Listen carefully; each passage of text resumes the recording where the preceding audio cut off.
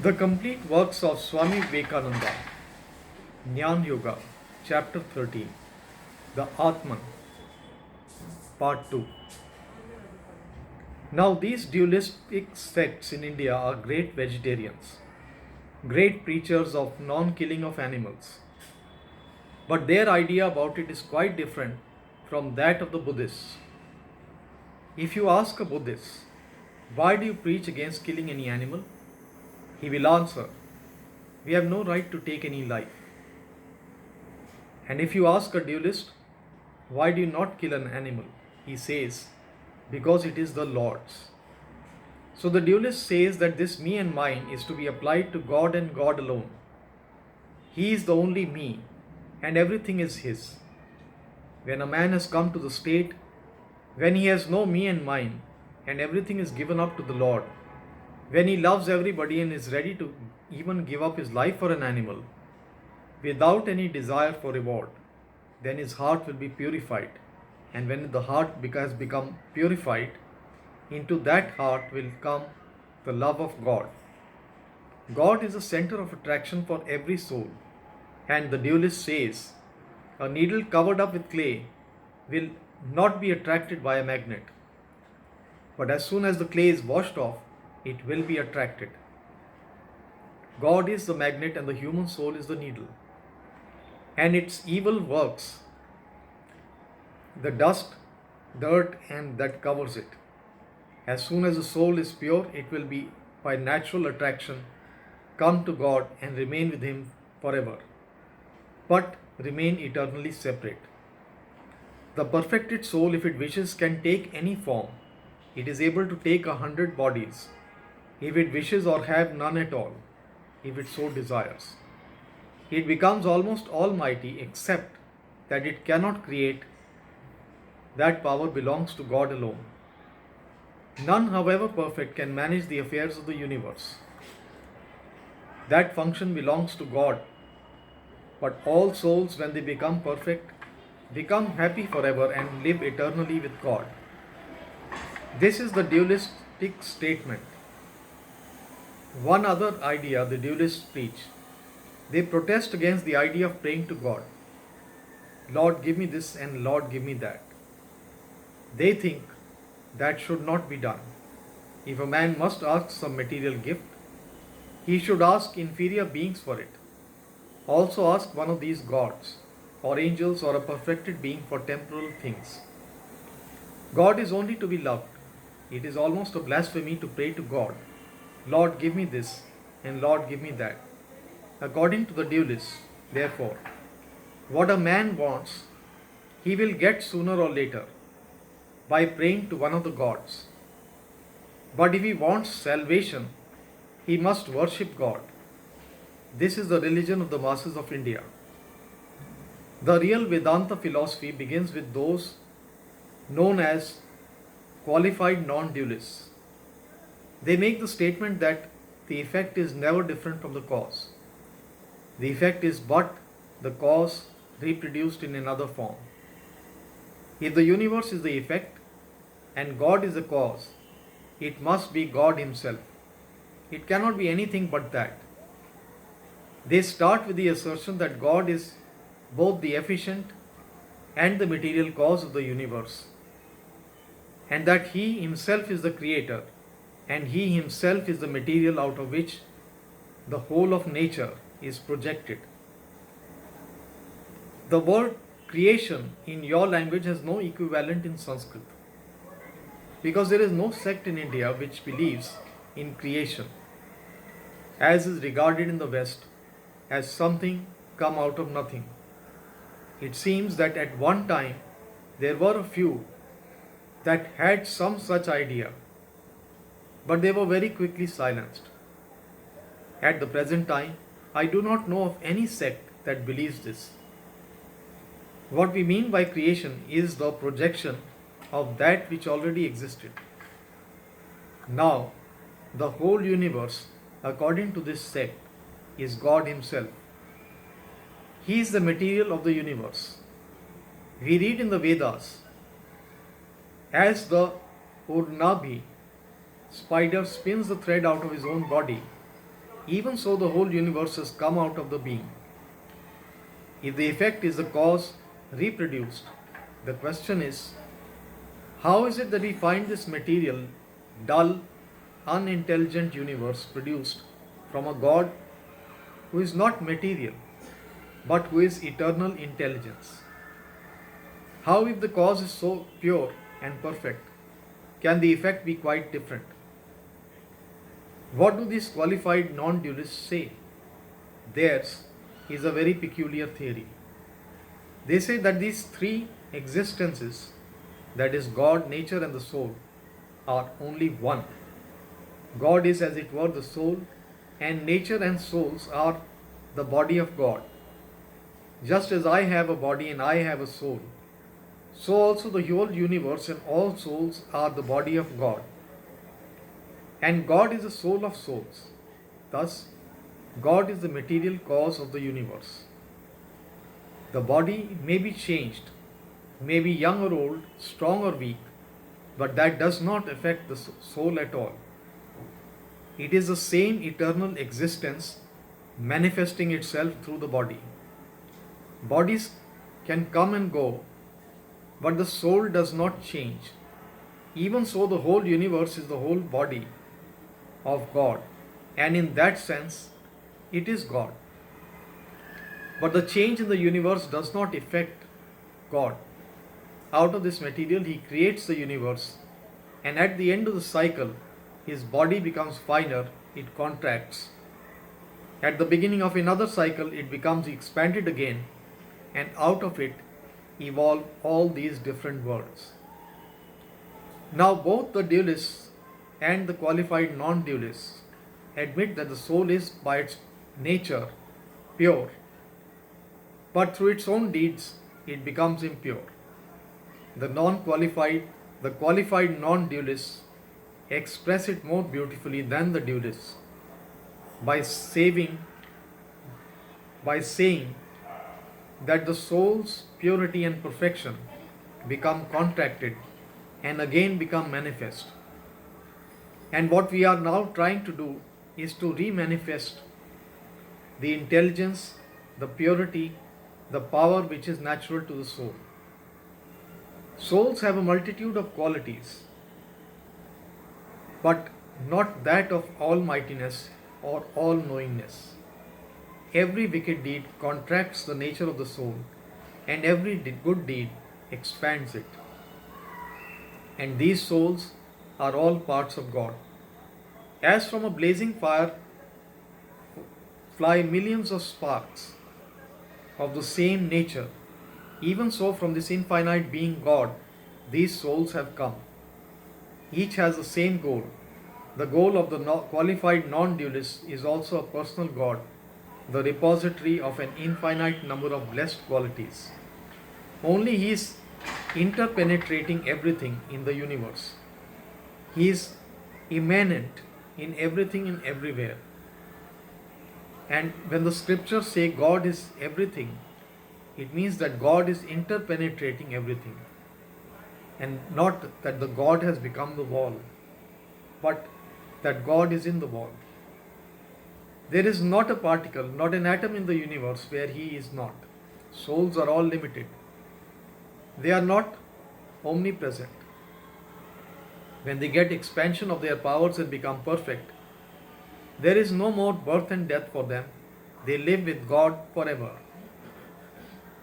Now we come to Advaitism, the last and what we think the fairest flower of philosophy and religion that any country in any age has produced, where human thought attains its highest expression and even goes beyond the mystery which seems impenetrable. This is the non-dualistic Vedantism. It is too abstruse, too elevated to be the religion of the masses, even in India, its birthplace, where it has been ruling supreme for the last 3000 years. It has not been able to permeate the masses. As we go on, we shall find that it is difficult for even the most thoughtful man and woman in any country to understand Advaitism. We have made ourselves so weak, we have made ourselves so low. We may make great claims, but naturally we want to lean on somebody else. We are like little weak plants, always wanting a support. How many times I've been asked for a comfortable religion? I've been asked, very few men ask for the truth. Fewer still dare to learn the truth, and fewest of all dare to follow it in all its practical bearings. It is not their fault, it is all weakness of the brain. Any new thought, especially of a high kind, creates a disturbance, tries to make a new channel, as it were, in the brain matter, and that unhinges the system, throws men off their balance. They are used to certain surroundings and have to overcome a huge mass of ancient superstitions, ancestral superstition, class superstition, city superstition, country superstition, and behind all, the vast mass of superstition that is innate in every human being. Yet there are a few brave souls in the world who have dared to conceive the truth, who dare to take it up, who dare to follow it to the end. What does the Advaitist declare? He says, if there is a God, the God must be both the material and the efficient cause of the universe. Not only is He the creator, but He is also the created. He Himself is this universe. How can that be? God, the pure, the Spirit, has become the universe? Yes, apparently so. That which all ignorant people see as the universe does not really exist. What are you and I and all these things that we see? Mere self-hypnotism. There is but one existence, the infinite, the ever-blessed one. In that existence we dream all these various dreams. It is the Atman beyond all, the infinite, beyond the known, beyond the knowable. In and through that we see the universe. It is the only reality in this table. It is the audience before me. It is the wall, it is everything minus the name and the form. Take away the form of the table, take away the name, what remains is it. The Vedantist does not call it either he or she. These are fictions, delusions of the human brain. There is no sex in the soul. People who are under illusion, who have become like animals, see a woman or a man. Living gods do not see men or women. How can they, who are beyond everything, have any sex idea? Everyone and everything is the Atman, the Self, the sexless, the pure, the ever-blessed. It is the name, the form, the body which are material, and they make all this difference. If you take away these two differences of name and form, the whole universe is one. There are no two, but one everywhere. You and I are one. There is neither nature nor God nor the universe. Only that one infinite existence, out of which through name and form all these are manufactured. How to know the knower? It cannot be known. How can you see your own self? You can only reflect on yourself. So all this universe is a reflection of that one eternal being, the Atman. And as the reflection falls upon good or bad reflectors, so good or bad images are cast up. Thus in the murderer, the reflector is bad and not the self. In the saint, the reflector is pure. The self, the Atman, by its own nature, is pure. It is the same, the one existence of the universe that is reflecting itself from the lowest worm to the highest and the most perfect being.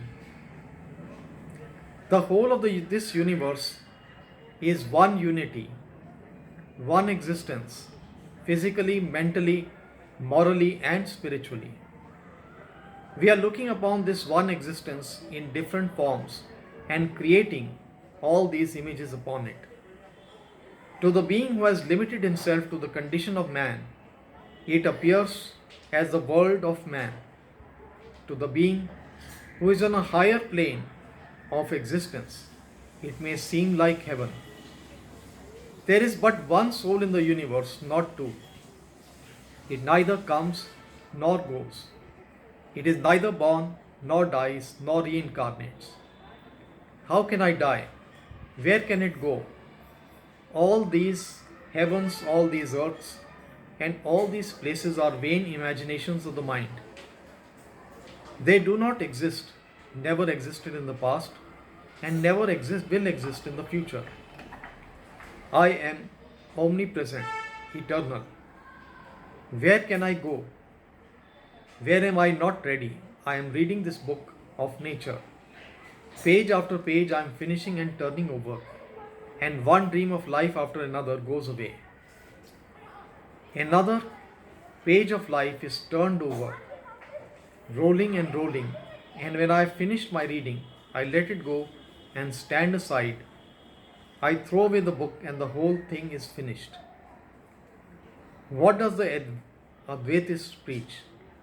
He dethrones all the gods that ever existed or ever will exist in the universe and places on that throne the self of man, the Atman, higher than the sun and the moon, higher than the heavens, greater than this universe, great universe itself. No books, no scriptures, no science can ever imagine the glory of the self that appears as man, the most glorious God that ever was, the only God that ever existed, exists, or ever will exist. I am to worship, therefore none but myself. I worship myself, says the Advaitist. To whom shall I bow down? I salute myself. To whom shall I go for help? Who can help me, the infinite being of the universe? These are foolish dreams, hallucination. Who ever helped anyone? None. Wherever you see a weak man, a dualist weeping and wailing for help from somewhere above the skies, it is because he does not know that the skies are also in him. He wants help from the skies and help comes. We see that it comes, but it comes from within himself and he mistakes it as coming from without. Sometimes a sick man lying on his bed may hear a tap on the door. He gets up and opens it and finds no one there. He goes back to bed and again he hears a tap. He gets up and opens the door. Nobody is there. At last he finds that it was his own heartbeat, which he fancied was a knock at the door. Thus man, after this vain search, after various gods outside himself, completes the circle and comes back to the point from where he started, the human soul. And he finds that the God whom he was searching in hill and dale, whom he was seeking in every brook, in every temple, in churches and heavens, that God, whom he was even imagining as sitting in heaven and ruling the world, is his own self. I am he and he is I. None but I was God and this little I never existed. Yet how could that perfect God have been deluded? He never was. How could a perfect God have been dreaming? He never dreamt. Truth never dreams. The very question as to whence this illusion arose is absurd. Illusion arises from illusion alone. There will be no illusion as soon as the truth is seen. Illusion always rests upon illusion. It never rests upon God, the truth, the Atman. You are never in the illusion. It is illusion that is in you, before you. A cloud is here. Another comes and pushes that one away. As soon as before the eternal blue sky, clouds of various hues and colors come, remain for a short while and disappear, leaving it the same eternal blue. Even so are you, eternally pure, eternally perfect. You are the veritable gods of the universe. Nay, there are not two, there is but one. It is a mistake to say you and I say I. It is I who am eating in millions of mouths. How can I be hungry? It is I who am working through infinite number of hands. How can I be inactive? It is I who am living the life of the whole universe. Where is death for me? I am beyond all life, beyond all death. Where shall I seek for freedom? I am free by my nature. Who can bind me? The God of this universe. The scriptures of the world are but little maps, wanting to delineate my glory. Who am the only universe of the only existence of the universe? Then what are these books to me? Thus says the Advaitis. Know the truth and be free in a moment. All the darkness will then vanish. When a man has seen himself as one with the infinite being of the universe, when all separateness has ceased, when all men and women and gods and angels, all animals and plants, and the whole universe have melted into that oneness, then all fear disappears. Can I hurt myself? Can I kill myself? Can I injure myself? Whom to fear? Can you fear yourself? Then will all sorrow disappear. What can cause me sorrow? I am the one existence of the universe. Then all jealousies will disappear. Of whom to be jealous? Of myself? Then all bad feelings disappear. Against whom can I have a bad feeling? Against myself? There is none in the universe but I, and this is the only way, says the Vedantis, to knowledge. Kill out this differentiation, kill out this superstition that there are many. He who is this world of many sees that one. He who is in this mass of insentiency sees that one sentient being. He who is this world of shadows catches that reality. Unto him belongs eternal peace. Unto none else. Unto none else. These are the salient features of the three steps which Indian religious thought has taken in regard to God.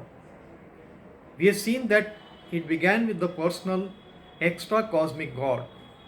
It went from the external to the internal cosmic body, God immanent in the universe, and ended in identifying the soul itself with that God and making one soul a unit of all these various manifestations in the universe.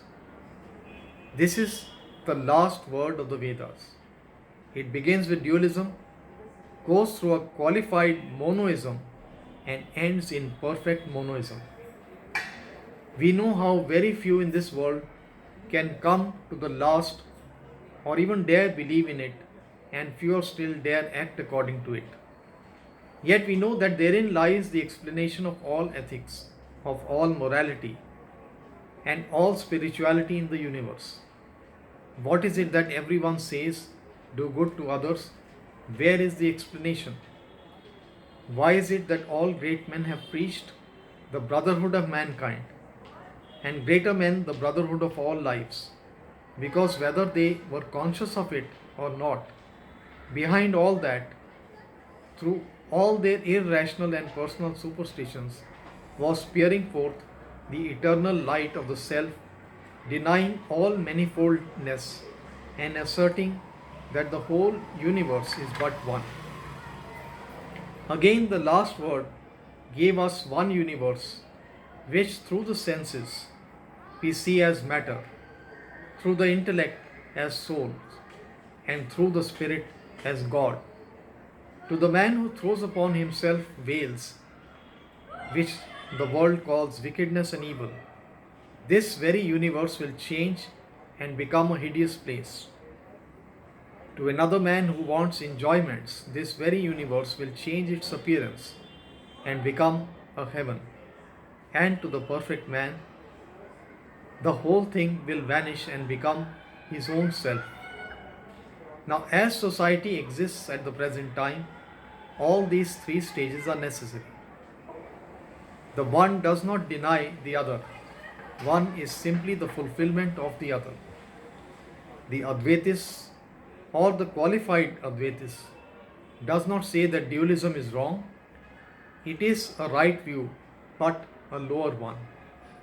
It is on the way to truth. Therefore, let everybody work out his own vision of this universe according to his own ideas. Injure none, deny the position of none, take man where he stands, and if you can, lend him a helping hand and put him on a higher platform. But do not injure and do not destroy. All will come to the truth in the long run. When all the desires of the heart have been vanquished, then this very mortal will become immortal. Then the very man will become God.